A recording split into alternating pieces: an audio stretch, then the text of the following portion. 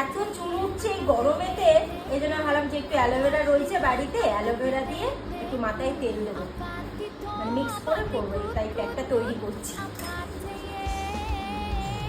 মিক্সিতে করলে হতো, কিন্তু এইভাবে করলেও বেশ ভালো হয়, স্মুথ ব্যাপারটা আসে। দেখো পুরো জেলটা এসেছে।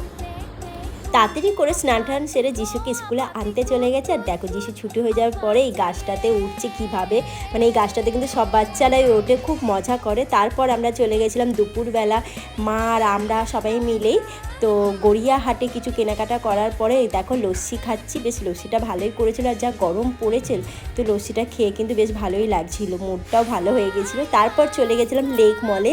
তো লেক মলে আমরা সবাই শপিং টপিং করার পরে, আর এদিকে যিশু বায়না করছে আমি বাইক চড়বো, কিন্তু বাইকটা খারাপ হয়ে গেছে বলে তো বাইক হলো না। তো এদিকে দেখো গাড়িটা চড়ছে। তারপর আমরা খাওয়া দাওয়া করে বাড়ি চলে এলাম। আজকের মতো এইটুকুই, নেক্সট ব্লগে